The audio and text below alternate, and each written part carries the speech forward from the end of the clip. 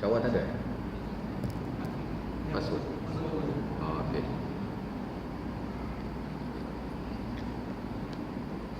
Assalamualaikum warahmatullahi wabarakatuh. Alhamdulillah nasta'inuhu wa nastahdihi wa nastaghfiruh. Na'udzu billahi min syururi anfusina min sayyiati a'malina. May yahdihillahu fala mudilla lahu wa may yudlil fala hadiya lahu. Asyhadu an la ilaha illallah wa la syarika lahu wa asyhadu anna Muhammadan abduhu wa rasuluh. Allahumma salli wa sallim ala sayyidil mursalin wa ala alihi wa sahbihi ajma'in, amma ba'd.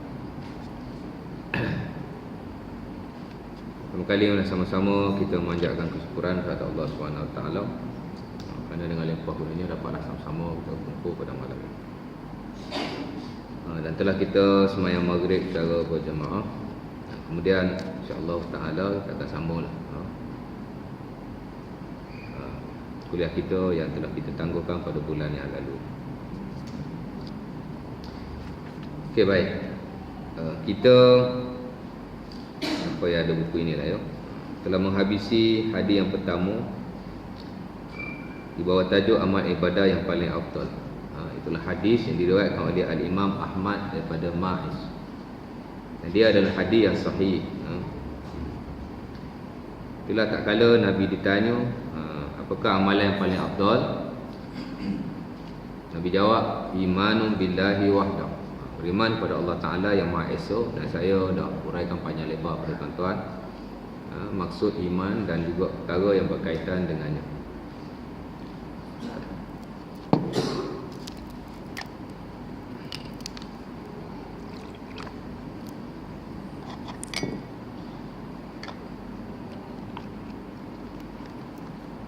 Bismillah.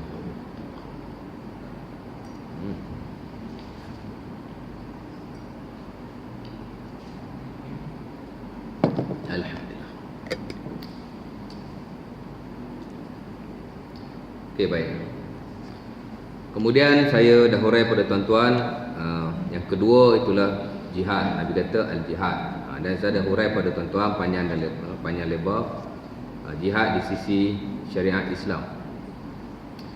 Kemudian Nabi kata hajjatun mabruratun, ataupun setengah riwayat hajjatun barratun, haji yang mabrur. Juga saya dah kongsikan dengan tuan-tuan apa yang dimasukkan dengan haji yang mabrur ini.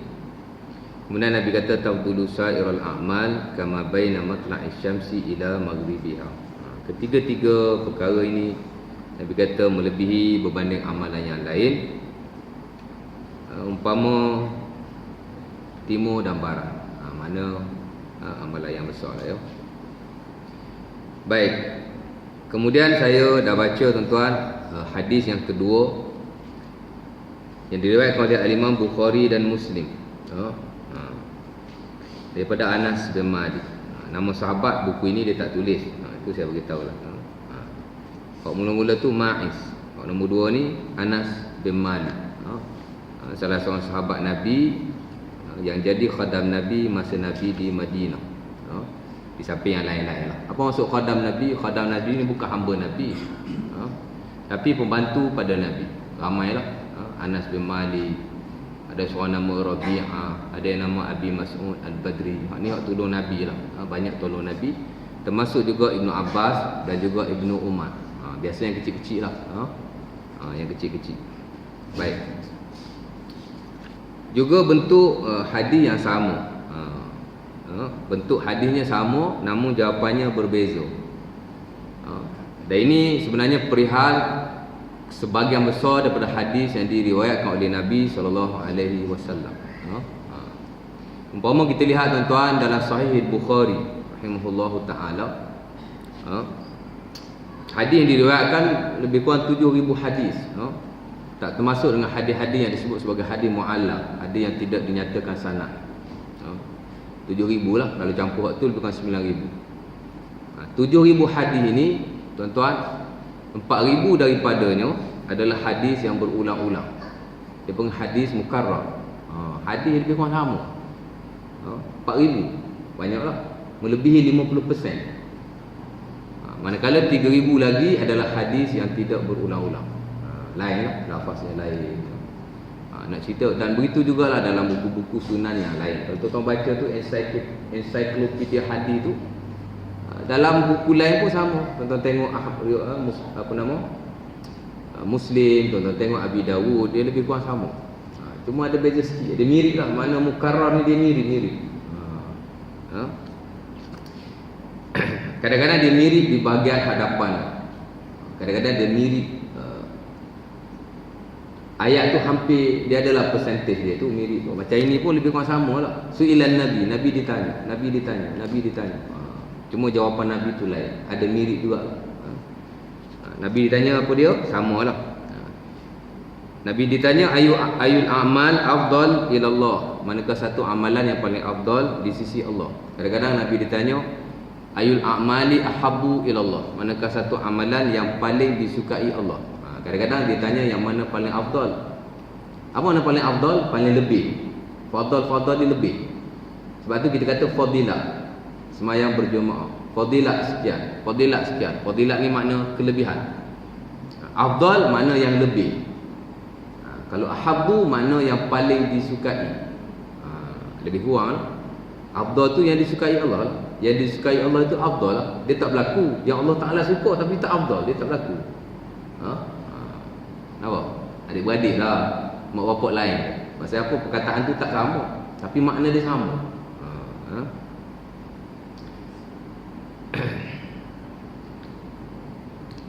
Baik, Nabi ditanya, Nabi pun jawab. Apa kata Nabi?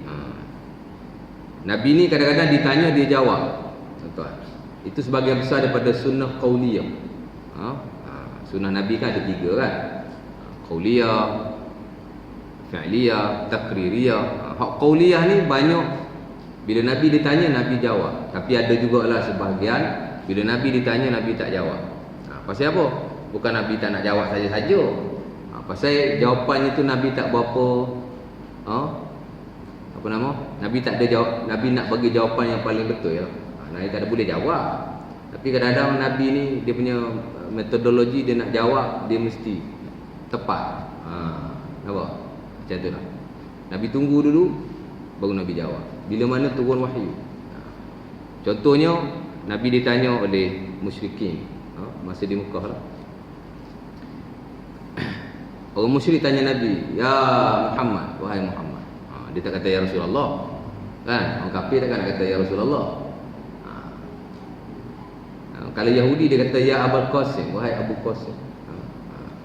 Kalau sahabat ya Rasulullah. Melainkan ketika Nabi belum jadi Nabi, ada sahabat panggil Abu Qasim lah. Takkan nak panggil Rasulullah, tak. Dia tak jadi Nabi lagi. Dia kata ya Muhammad, wahai Muhammad, unsub lana rabbak. Hal huwa min zahabin, hal huwa min fiddah, hal huwa min nuhas. Tanya Nabi kan. Kata wahai Muhammad, cerita sikit pasal Tuhanmu ni. Adakah dia daripada emas? Adakah dia daripada tembaga? Adakah dia daripada perak? Dia tanya Nabi begitu. Fasakatan Nabi, kata Ubay bin Ka'ab. Nabi diam hatta anzalallahu ta'ala qul huwallahu ahad Allahu samad ila akhirih. Nabi tak jawab sampailah Allah Ta'ala turunkan ayat suratul Ikhlas, qul huwallahu ahad Allahu samad. Kalau ikut Nabi boleh jawab apa? Tak boleh jawab. Tapi Nabi tak jawab. Pasal apa? Dia tanya pasal Tuhan. Dia tanya pasal Allah. Allah Tuhan kau ni macam mana bentuk dia? Macam emas ke? Macam perak ke? Macam besi ke? Nabi tak jawab. Dia jawab apa? Sebab Nabi dia nak bagi jawapan yang betul-betul. Tambahan pula orang tanya pasal Allah. Nampak? Allah ni kita tak boleh mensifatkan dia melainkan sifat yang diberikan olehnya sendiri. Kata ulama dulu umpama Al-Imam Al-Barbahari yang mensyarahkan As-Sunnah, Al-Imam Ahmad, dia kata apa? La nasifullah illa ma wasafa bihi nafsuhu wa ma wasafa bihi rasuluh. Kita tak boleh mensifatkan Allah melainkan apa yang disifatkan olehnya dan oleh rasulnya. Dan pegangan ini dipegang oleh keseluruhan mazhab ulama ahli sunnah wal jamaah yang ada. Kita tak boleh nak sifatkan Allah melainkan apa yang disifatkan bagi. Jadi Nabi pun tak jawab. Nak tunggu jawapan yang betul-betul konkret. Nampak? Nabi pun jawab. Allah Ta'ala tunggu wahyu, Nabi jawab. Tapi hak ni pasal syariat. Sahabat tanya pasal syariat, pasal hukum hakam yang dah sedia ada dalam ibadah, maka Nabi jawab. Kan? Sebab bila orang tanya tuan-tuan, kita wajib jawab. Nabi kata umpama riwayat Muslim daripada Abi Hurairah, man su'ila an ilmin fakatamahu fa'aljamahu Allahu yaumal qiyamah bilijamin minna. Nabi kata siapa-siapa yang ditanya tentang satu kebenaran, satu ilmu, satu kebaikan, tiba-tiba dia tak jawab, Nabi kata mulutnya akan diikat suatu hari nanti, hari kiamat, dengan ikatan ataupun lijam ni macam mulut kuda lah. Kita kuda, kita lijamkan mulut dia kan, masuk besi dalam mulut dia kan, itulah. Dia akan dilijamkan dengan lijaman besi pada hari kiamat, besi neraka lah. Mana kata wajib kita jawab bila orang tanya. Habis tu Ustaz, banyak riwayat mengatakan ulama-ulama besar termasuk Al-Imam Malik, Al-Imam Syafi'i, Al-Imam Ahmad, sebahagian besar dia ditanya, dia tak jawab. Dia kata la adri, la adri. Ada satu kumpulan tuan-tuan datang daripada jauh nak jumpa Al-Imam Malik, nak tanya 40 soalan. Al-Imam Ibn Jauzi dia sebut cerita ni dalam mukhtasar dalam Minhajul Qasidin. Dia tanya 40 soalan tanya Imam Malik. Dan tuan-tuan kalau tengok muqaddimah Fatawa Asriyah Syekh Ali Jumaat, Mufti Mesir hak dulu lah, dia pun ada sebut dalam muqaddimah. Ulama besar dulu dia nak sebut berhati-hatinya ulama bila nak jawab soalan. Imam Malik orang datang tanya dia, tak 40 soalan, 60 soalan katanya, dia hanya menjawab berapa belas daripada. Kalau tanya 40 soalan, dia cuma jawab 12 contoh. Kalau lagi 30, dekat-dekat 30 tu, dia kata la adri, la adri, aku tak tahu, aku tak tahu. Pasal apa? Yalah, mungkin dia tak pasti. Nampak? Contoh dia begitu lah. Bukan, nak jawab ni bukan senang.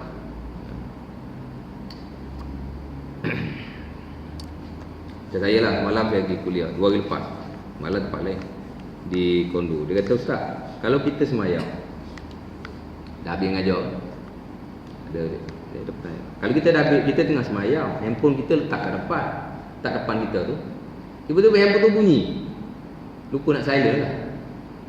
Boleh tak kita turun Ustaz, mati handphone, lepas tu naik balik tengah qiyam turun mati handphone, naik balik lah, sambung semayang lah kita. Mana kata boleh tak kita turun, matikan handphone dalam keadaan kita semayang, lepas tu kita bangun balik lah. Saya kata saya tak tahu. Tapi saya tanya dia dulu, yang letak handphone kat depan tu pasal apa? Orang kita ni kadang dah jadi tabiat. Time sebelum semayang, handphone tu dia boleh letak dalam poket, kunci kereta boleh letak dalam poket. Tapi apa pasal bila semayang letak depan semayang tu? Al-Imam Malik rahimahullahu ta'ala, tuan, satu hari dia mengajar, yang menjadi kebiasaan orang Arab, dia ni pakai rida. Kau tahu rida? Rida ni kain yang diletak di atas bahu. Itu budaya orang Arab. Budaya orang Arab dia ada 3 bab kain. Satu dipanggil rida, satu dipanggil syumal, satu dipanggil burda. Rida ni kain macam haji tu, tapi dibuka bagi besar, letak atas bahu. Bukan sebelah tau, sebelah selempang, ni dua-dua. Tu rida. Kain rida dia panggil kan. Rida tu kain dah, kita kata kain rida. Mana rida? Kain lah tu. Kain yang diletak di atas bahu, dia panggil rida. Satu dia panggil syumal. Syumal ni kain yang seumpama itu juga, dibuka, kemudian diletak di atas kepala ni. Macam kita tengok imam-imam Masjidil Haram, atas kepala lah, itu dia panggil syumal. Satu lagi burda. Bukan barzanji burda. Orang India Muslim dia ada, kita panggil barzanji, dia panggil burda. Buku maulud kita panggil barzanji, buku maulud depa dia panggil burda.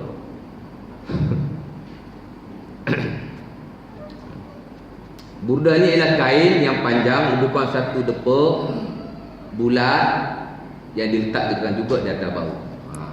Burda, kain bulat panjang, dia letak atas bahu.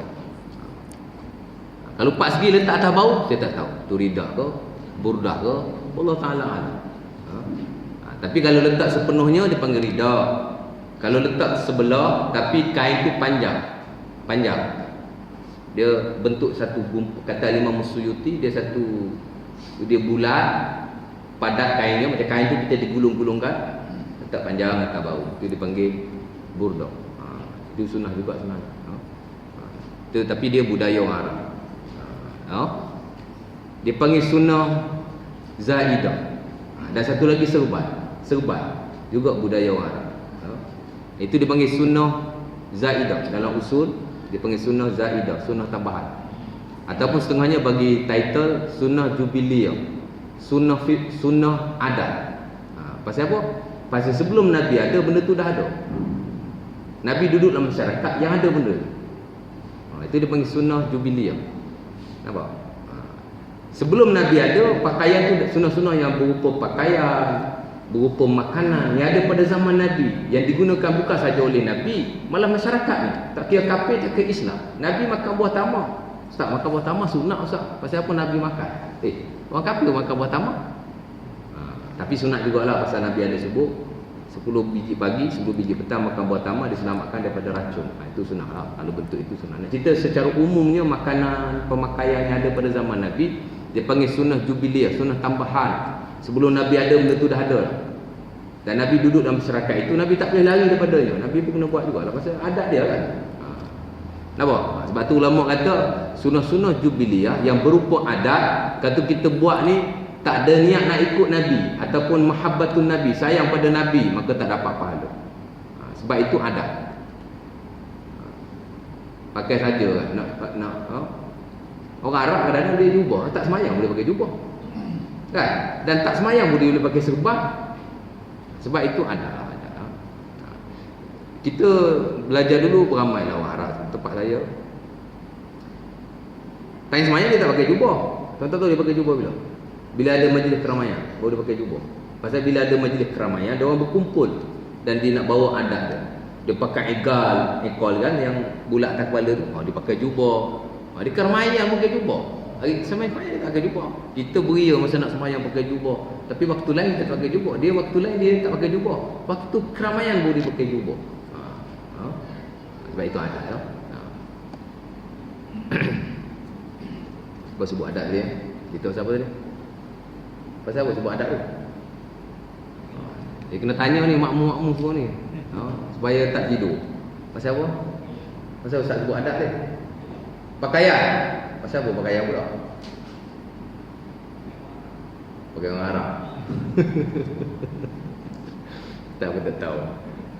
Meleret-leret dah lupa nak cakap. Ada benda saya nak bagi tahu tadi tu.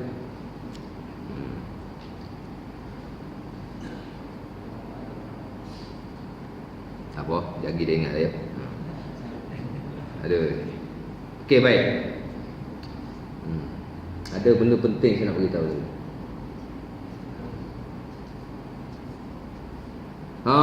Ya Allah ya Rabbi. Cerita pasal semayang tadi dah. Al-Imam Malik. Al-Imam Malik tuan-tuan, saya beritahu kebiasaan orang Arab ni, dia pakai pakaian yang seumpama itulah. Ada seorang anak murid Imam Malik ni, dia pakai ridak macam orang lain. Tapi bila nak semayang, dia letak ridak di tempat sujud. Dia buat lapik. Orang lain tak buat, dia seorang buat. Habis semayang, Imam Malik tanya, pasal apa kau lapik sujud? Dia kata saja nak lapik. Dia kata jangan kau berbeza dengan sahabat. Dan jangan kau memalingkan mata orang pada ridakmu. Yalah, bila kita seorang lapik, orang lain tak lapik, atau orang tengok ridak kita kan. Jadi handphone pun sama lah. Pasal apa letak kat depan? Sebenarnya semayang, tempat sujud kita kena kosong tuan. Supaya pandangan orang tak jatuh atas barang kita. Itu sunnah. Jadi bila nak semayang, jangan letak handphone, jangan letak kunci. Saya kalau baju saya tak ada poket, tuan tahu saya letak handphone kat mana? Ni dalam gumpalan kain saya letak. Saya tak letak depan-depan. Kalau boleh lah. Saya tahu pasal apa handphone tak kat depan. Patut handphone kena sembunyi dalam baju. Kalau bunyi pun kita boleh lah mati kan. Tak kat depan nak tunduk apa kan. Saya tak tahulah, saya kata. Dia tak ada ustaz kata boleh ustaz. Saya kata Allah alam. Kalau dia kata boleh, apa pasal boleh? Kalau dia bagi tahu okey, terima lah kan. Saya bukan tahu belaka. Dia sebenarnya kita boleh keluar daripada semayang dan sambung balik jika ada kemudaratan. Tuan-tuan tengah semayang, Ular lalu depan mata, tuan boleh pukul ular tu, tuan boleh sambung semayang balik. Tu ada hadis. Jadi ulama buat kaedah, ketika semayang ada benda yang darurat, tuan boleh keluar semayang, tuan boleh masuk sambung balik. Memang ada fatwa macam tu. Tapi saya tak pastilah turun matikan handphone tu sampai tahap darurat ke tak darurat. Kalau sampai boleh, kalau tak sampai tak boleh. Dia kata darurat ustaz pasal ganggu orang. Wallah ta'ala alam. Saya tak tahu. Saya tak tahu, dah tak tahu kan. Tapi kalau boleh kita letak dalam poket lah. Kalau bunyi ke apa kita boleh matikan. Okey, baik. Cerita dia macam tu lah ya. Baik. Jadi Nabi ditanya benda yang sama, Nabi pun jawab. Cuma cara jawapan Nabi ni berbeza. Jawapan Nabi berbeza. Nabi kata afdalul a'mal. Ini Nabi jawab, as-salatu liwaqtiha. Seafdal-afdal amalan ialah sembahyang pada waktunya ataupun bagi waktunya. Setengah riwayat as-salatu fi awali waqtiha, sembahyang pada awal waktunya. Kemudian Nabi jawab lagi wa birrul walidain, berbuat baik pada orang tua. Akhir sekali Nabi jawab al-jihad fi sabilillah. Kalau tadi Nabi jawab jihad nombor 2. Hak ni Nabi jawab jihad nombor 3.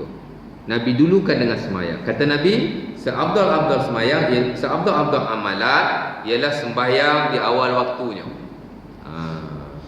Dan ulama kita ahli sunnah wal jamaah sepakat tuan-tuan. Seafdal-afdal ibadah badaniyah, ibadah tubuh badan ialah as-salat, sembahyang. Tidak ada perselisihan, sepakat secara umumnya. Secara khususnya berbeza-beza amalan itu mengikut keadaan. Kadang-kadang sembahyang afdal, kadang-kadang zikir afdal, kadang-kadang doa afdal, kadang-kadang diam itu afdal. Mengikut situasi dia lah. Tapi secara umumnya sembahyang ni yang paling afdal. Kata Nabi umpama riwayat At-Tabrani daripada Ibnu Abbas, Nabi kata as-salatu amududdin. Ini biasalah, budak sekolah darjah 1 pun biasa dengar. Nabi kata as-salatu amududdin ataupun imaduddin. Sembahyang ni adalah tiang agama. Man tarakaha man aqamaha faqad aqamaddin. Siapa yang mendirikannya, dia sudah mendirikan agamanya. Wa man tarakaha faqad hadamaddin. Siapa yang meninggalkannya, maka dia sudah meruntuhkan agamanya. Kita tak payah tunggu orang yang bukan Islam untuk nak runtuhkan Islam. Orang Islam sendiri dikira meruntuhkan Islam sekiranya dia tidak menunaikan solat. Sama jugalah kan. Kita tak payah tunggu tuan-tuan buat ataupun melakukan bid'ah-bid'ah yang dilarang dalam agama. Sebenarnya tidak sembahyang berjemaah juga sudah dikira satu bid'ah yang besar dalam agama. Kata Imamul Barbahari tuan-tuan dalam buku matan dia, Syarh Sunnah. Ini buku terawal tahun 300 Hijriah. Dia sebut apa? Man tarakal jamaah wal jumu'ah faqad ibtada'a fid din. Siapa yang meninggalkan sembahyang Jumaat dan sembahyang berjemaah, dia sudah melakukan satu bid'ah dalam agama. Nampak? Nak buat bid'ah ni tak payah buat belah-belah. Tak sembahyang berjemaah pun sebenarnya dah dikira bid'ah. Kalau nak diikutkan. Walaupun ulama Islam ni dia khilaf hukum sembahyang berjemaah ni, sebagian kata fardu ain. Satu wajah daripada mazhab Ahmad. Apa mana satu wajah? Kalau saya sebut satu wajah tu mana satu pandangan. Dia kata fardu ain. Jumhur kata, mana jumhur? Jumhur ni ialah majority. Majority. Kalau ada 10 orang, 7 orang, itu dipanggil majority. Ataupun lebih daripada orang lain. 6 orang pun sudah dikira jumhur. Kerana 6 lawan 4, dah dikira 6 tu ramai, sudah boleh dikira jumhur. Jumhur ni mana majority. Majority kata fardu kifayah. Macam Imam Syafi'i kata salatul jamaah fardu kifayah walam urakhis fi tarkiha illa min uzrin. Sembahyang berjemaah ni adalah fardu kifayah. Mana fardu kifayah? Fardu kifayah ni kalau ada orang buat, orang lain tak berdosa. Kenapa? Tak berdosa kerana meninggalkan jemaah. Tapi adalah sebagai ulama kata tak datang sembahyang berjemaah dalam keadaan tidak ada keuzuran. Dia tak berdosa kerana meninggalkan solat, tapi dia berdosa kerana meninggalkan jamaah. Nampak? Dan saya lebih suka pandangan itulah. tinggal tak berdosa pasal tinggal semayang, tapi berdosa pasal meninggalkan jemaah. Tuk bila punyalah azan, hayya 'alas solah, nak keluar nak tekak. Kita relax je. Kan? Jadi kalau berdosa pun padan. Berdosa kerana tak mendatangi semayang berjemaah, sedangkan dia dengar azan. Kalau tak dengar tak apa. Penekanan ni kepada orang yang dengar azan, sebab Nabi sebut jelas tuan-tuan, la solata li jaril masjid illa fil masjid. Tidak ada solat bagi orang yang dekat dengan masjid melainkan di masjid juga. Hadis itu sahih daripada Ali bin Abi Talib. Pak ni yang antara dalil yang ulama kata wajib, fardu ain. Sampai Nabi nak bakar rumah dan orang, bukan nak bakar rumah saja tuan-tuan, nak bakar orang sekali yang tidak mendatangi solat berjemaah. Dan itu hadis sahih daripada Abi Hurairah, di hadis Abi Dawud dan lain-lain. Nabi nak kumpulkan sahabat dia tuan-tuan yang muda-muda, yang kuat-kuat. Tua-tua lah tak kuat pula kan, yang kuat-kuat ni pasal nak pikul kayu api, nak pergi bakar rumah dan orang yang tak mendatangi masjid sedangkan dia dengar azan.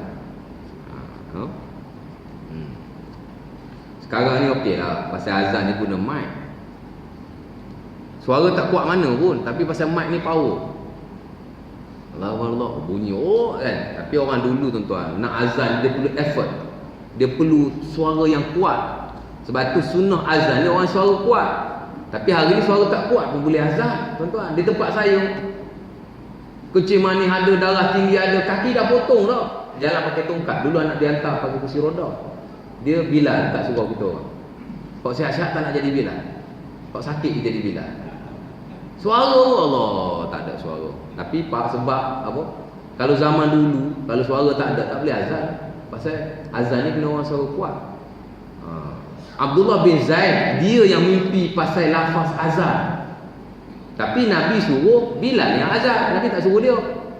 Yang mimpi pasal azan dia. Tapi Nabi suruh Bilal. Sampai satu masa Nabi dia minta dengan Nabi, ya Rasulullah, bagilah aku azan. Dia pasal dia teringin nak azan. Tapi Nabi suruh Bilal. Nabi kata, "Kum ya Bilal, alqihi ala Bilal fa innahu andamika sautan." Wahai Abdullah bin Zaid, kau pergi suruh Bilal azan pasal Bilal lebih kuat suaranya daripadamu. Dan kalau orang zaman dulu tuan-tuan, kalau masjid dia besar, 4 orang azan. Satu di penjuru kanan, satu di penjuru kiri, satu di penjuru belakang, satu di penjuru hadapan. Tak salah. Satu waktu boleh azan banyak kali apa? Tak semestinya sekali. Pasal nak panggil orang bagi ramai. Tak jadi syarat azan sekali. Tuan-tuan ingat satu azan sekali je kat masjid. Tak. Kalau nak azan 2 kali pun boleh. Kalau tak kuat lah, ada hajat, ada keperluan, ini dah punya kuat. Kalau 10 kali azan, orang tak bagi juga. Ini pasal ada hajat, ada keperluan kepada nak mendengarkan orang azan.